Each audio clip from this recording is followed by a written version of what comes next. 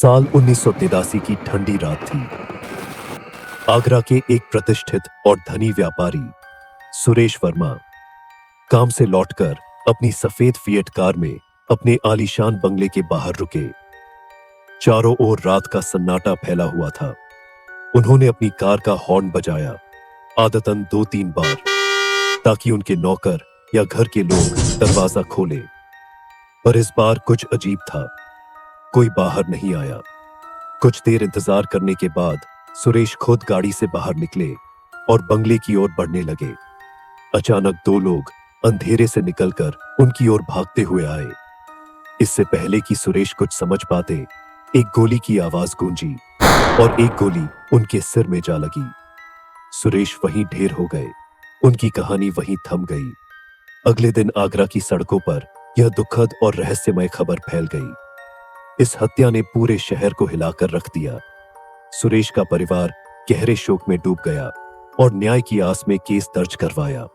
लेकिन महीनों की जांच के बाद भी पुलिस किसी नतीजे पर नहीं पहुंची। इस तरह सुरेश वर्मा का हत्याकांड समय के साथ एक अनसुलझी गुत्थी बन गया।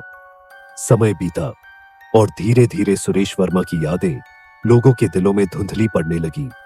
5 साल बीत चुके थे, लेकिन किसी को अंदाजा भी नहीं था कि यह मामला दोबारा एक नए और रहस्यमय मोड़ पर आ जाएगा। 5 साल बाद उत्तर प्रदेश के एक छोटे से गांव बाद में, जो आगरा से कुछ किलोमीटर की दूरी पर था, एक 4 साल का बच्चा टीटू अपने घर में खेल रहा था। उसका असली नाम तोरण सिंह था और अपने गरीब परिवार में सबसे छोटा होने के कारण सबका लाडला भी था। एक छोटे से घर में रहने वाला यह परिवार साधारण जीवन बिता रहा था। टीटू का परिवार जैसे तैसे अपना गुजर बसर कर रहा था। टीटू की हरकतें शुरू से ही कुछ अनोखी थीं। जैसे जैसे वह बढ़ा, उसने ऐसी बातें कहनी शुरू कर दी जो उसके माता पिता और भाई बहनों को हैरानी में डाल देती थी। टीटू अक्सर कहता, यह घर मेरा नहीं है, मेरा असली घर कहीं और है। जब उसके परिवार वाले उसकी इन बातों को सुनते, तो पहले तो उन्हें लगा कि यह बच्चे की कल्पना है। पर जैसे जैसे टीटू बड़ा होता गया, उसकी बातें और भी अजीब होती गईं। वह कहता, मैं एक अमीर आदमी हूं, मेरा नाम सुरेश है और मेरा अपना एक बड़ा बंगला है, गाड़ी है, दुकान है, पत्नी और बच्चे हैं। उसके माता पिता ने इसे उसकी नासमझी समझकर अनसुना कर दिया। लेकिन फिर टीटू की जिद बढ़ने लगी। वह बार बार अपने पिता से कहता कि उसे आगरा जाना है, क्योंकि वहीं उसका घर और दुकान है। उसके पिता यह सुनकर हंस देते और उसकी इस जिद को बचपन की कल्पनाएं मानकर अनदेखा कर देते। पर एक दिन कुछ ऐसा हुआ जिसने उनके पूरे परिवार को सोचने पर मजबूर कर दिया।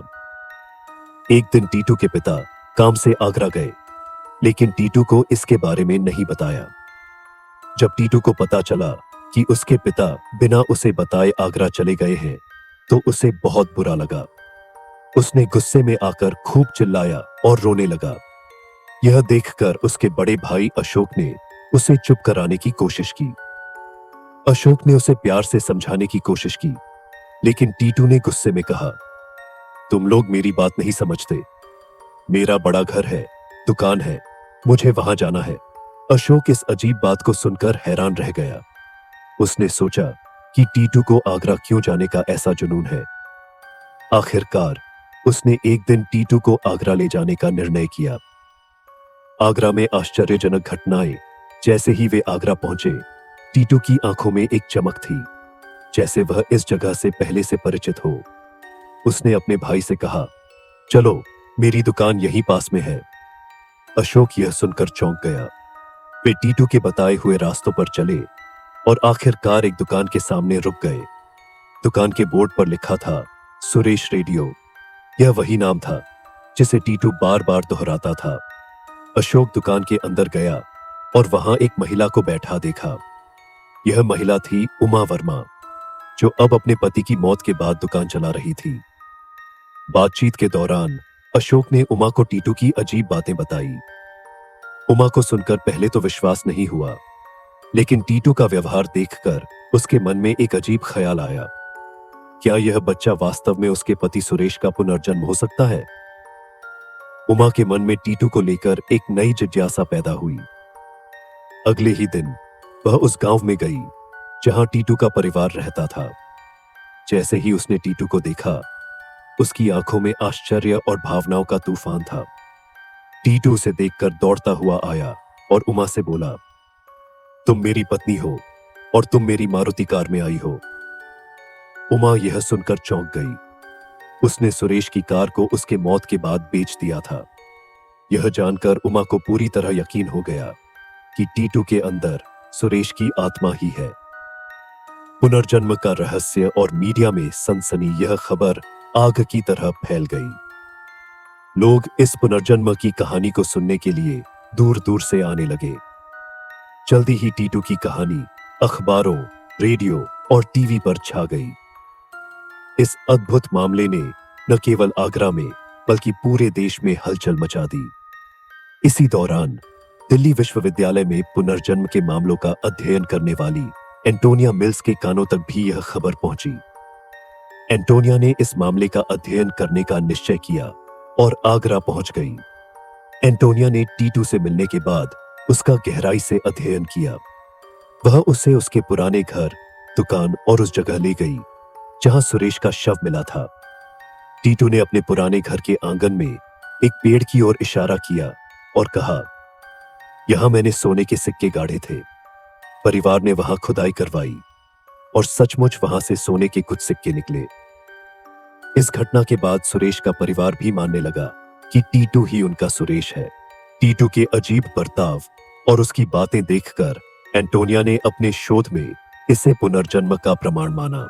एक बार जब वे आगरा की एक बाजार में जा रहे थे तो टीटू ने एक दुकानदार को पैसे देने से मना कर दिया और उसे धमकी दी कि यह मेरी मेहमान है, अगर पैसे लोगे तो अच्छा नहीं होगा। इस घटना को एंटोनिया ने अपने शोध में भी दर्ज किया और इसे पुनर्जन्म के प्रमाण के रूप में देखा। न्याय की खोज और अदालत का फैसला। टीटू की इस कहानी में तब एक नया मोड़ आया जब उसने अपने पिछले जन्म की हत्या के बारे में बात करनी शुरू की। उसने बताया कि सुरेश के किसी व्यापारिक साथी ने ही उसे धोखा देकर उसकी हत्या करवाई थी। यह बात मीडिया में आग की तरह फैल गई और सुरेश वर्मा की हत्या का मामला फिर से खोला गया। इस बार टीटू ने अदालत में अपने पिछले जन्म की हत्या का वृतांत बयान किया। उसने बताया कि उसे कैसे गोली मारी गई और गोली उसके सिर के दाईं तरफ लगी थी। जब सुरेश की पोस्टमार्टम रिपोर्ट का अध्ययन किया गया तो उसमें पाया गया कि टीटू की बात बिल्कुल सच थी। इसके अलावा टीटू के सिर पर एक गोल निशान भी था जो उसी जगह था जहां सुरेश को गोली लगी थी। अंततः टीटू की गवाही, एंटोनिया के शोध और अन्य सबूतों के आधार पर अदालत ने सुरेश वर्मा की हत्या का फैसला सुनाया और दोषियों को सजा दी। रहस्य और प्रश्नों की गूंज। इस पुनर्जन्म के मामले को लेकर लोगों के बीच अलग अलग विचार थे। कुछ लोगों का मानना था कि यह सच्चा पुनर्जन्म है, जबकि अन्य इसे अंधविश्वास समझते थे। इसी बीच एक और सवाल खड़ा हुआ। टीटू का जन्म वर्ष 1982 का दर्ज था, जबकि सुरेश की मौत 1983 में हुई थी। यह विवाद का कारण बना और जेम्स मैटलॉक नामक एक और शोधकर्ता ने एक नई थ्योरी पेश की, रिप्लेसमेंट रीइंकार्नेशन या प्रतिस्थापन पुनर्जन्म। इस थ्योरी के अनुसार मृत आत्मा किसी जीवित बच्चे के शरीर में प्रवेश कर सकती है।